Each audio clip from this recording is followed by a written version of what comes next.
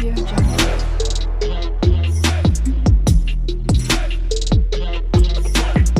Audio Jungle.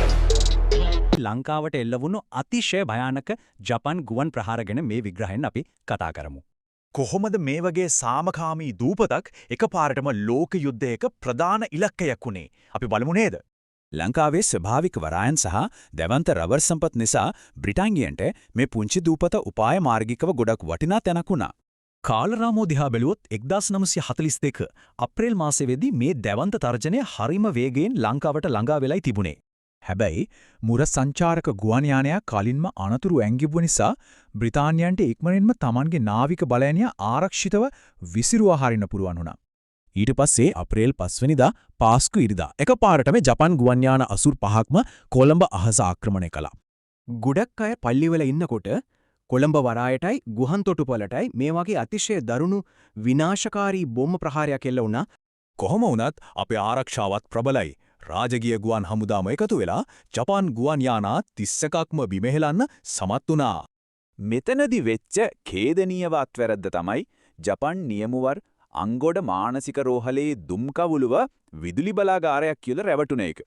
මේ අවාසනාවන්ත වැරදීම නිසා අහිංසක රෝගීන් 50 දෙනෙකුටයි සාමාන්‍ය වසියන් 35 දෙනෙකුටයි තමන්ගේ ජීවිත අහිමි වුණා.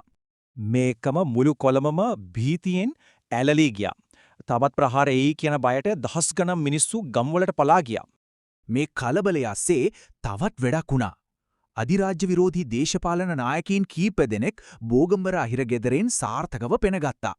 පාලමට බෝම්බ හයි කරන කලබලේ ආරක්ෂකයින්ට මං එරුණු අස්සේ එන්.එම්. පෙරේරා වගේ නායකින් පැනගියේ අපේ දේශපාලනය සදාහටම වෙනස් කරමින්. කතාව එතනින් ඉවර නෑ. හරියටම දවස් 4කට පස්සේ බෝම්බ හැලෙන යානා 91ක්ම ත්‍රිකුණාමලේ නාවික කඳවුරට පහර දුන්නා. ඇත්තට මේ ප්‍රහාරය කොච්චර දරුණුද කියනෝ නම් එක නියමුවෙක් තමන්ගේ යානයේ හිතාමතාම යෝධ ඉන්ධන ටැංකියක හැපුවලු.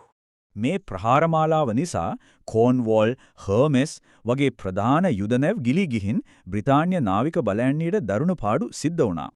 හිතා ගන්න පුළුවන්ද HMS හර්මෙස් නැව ගිලී යාමෙන් පමණක් නාවිකයින් 307 දෙනෙකුට අවාසනාවන්ත විදිහට තමන්ගේ ජීවිතය අහිමි වුණා. කොහොම හරි මේ ප්‍රහාර වලින් පස්සේ ජපන් නාවික හමුදාව ආපහු පැසිෆික් කලාපයට පසුබැස්සා. ඒකෙන් ඒ ක්ෂණික තර්ජනය නම් අවසන් වුණා. හැබැයි මේකෙන් ලංකාව කොච්චර අවදානම් තත්වයකද හිටියේ කියලා අපු වුණා වගේව රටේ සමාජ දේශපාලන වෙනස්කම් ගොඩක් වේගවත් කළා. ඉතින් පෑ කීපයකේ භීෂණය අපේ රටේ දේශපාලනික සහ සමාජීය රටාව සදාටම වෙනස් කළේ කොහොමද? හිතන්නම ඕන දෙයක්.